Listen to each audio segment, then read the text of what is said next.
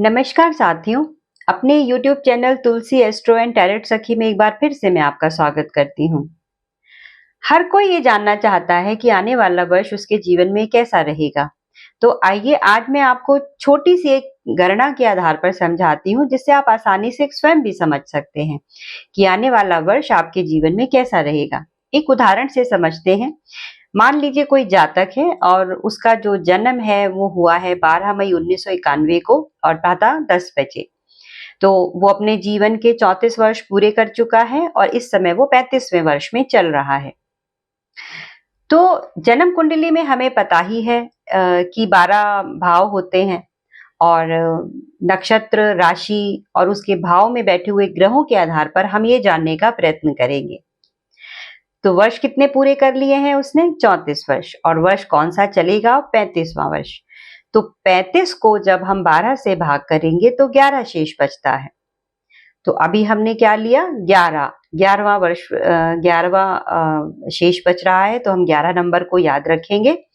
यदि 1 बचता तो हम लगन ले लेते और 0 बचता तो हम 12वां भाव ले लेते, परंतु अभी बचा है 11वां भाव।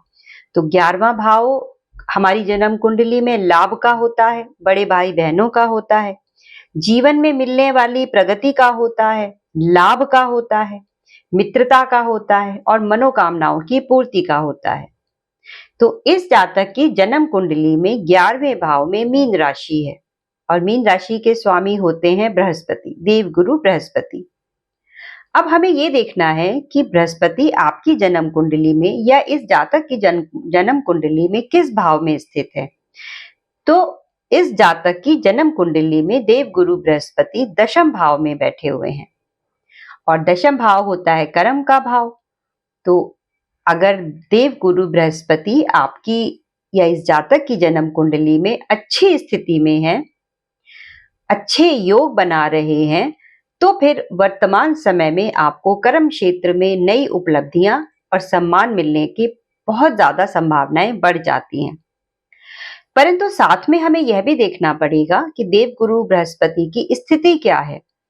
क्या वो किसी प्रकार की कुदृष्टि में तो नहीं है या किसी प्रकार का कोई योग तो नहीं बना रहे हैं, कोई अशुभ योग तो नहीं बन रहा है आपकी जन्म कुंडली में, क्योंकि यही सब चीजें निर्धारित करेंगी कि आने वाला जो वर्ष है वो आपके करियर, कामकाज, प्रसिद्धि में वृद्धि करेगा या नहीं।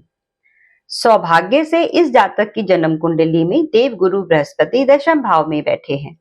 तो दशम भाव में देवगुरु बृहस्पति कर्म के क्षेत्र में आपको अच्छे फल देंगे और इस जातक की जन्म कुंडली में ऐसा कोई दोष भी नहीं है, ना वो राहु के साथ हैं, ना वो केतु के साथ हैं और ना ही राहु केतु की दृष्टि में आ रहे हैं। तो फिर इस वर्ष में इस जातक को कर्म क्षेत्र में सफलताएं मिलेंगी और अच्छी उपलब्धियों की प्राप्ति होगी। देवगुरु बृहस्पति की दृष्टियों की बात करते हैं। उनकी दृष्टि 3 होती हैं, 5वीं, 7वीं और 9वीं दृष्टि। तो देवगुरु बृहस्पति जो है वो सर्वाधिक शुभ ग्रह माने जाते हैं।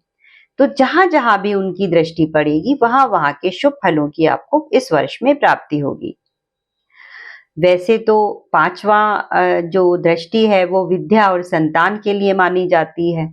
7वीं दृष्टि विवाह और साझेदारी के लिए और 9वें भाव पर दृष्टि यदि पड़ती है तो वो भाग्य और कर्म के लिए मानी जाती है।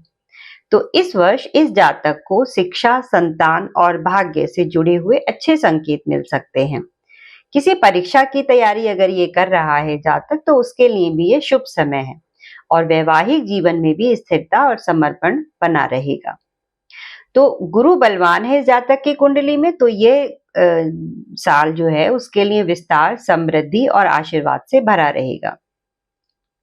ये भी ध्यान रखिए कि यदि आपकी जन्म कुंडली में बृहस्पति 6ठे, 8वें और 12वें भाव के भी स्वामी हो सकते हैं। तो यदि 6ठे भाव के स्वामी हैं तो वो आपको रोग, ऋण और शत्रु भी दे सकते हैं।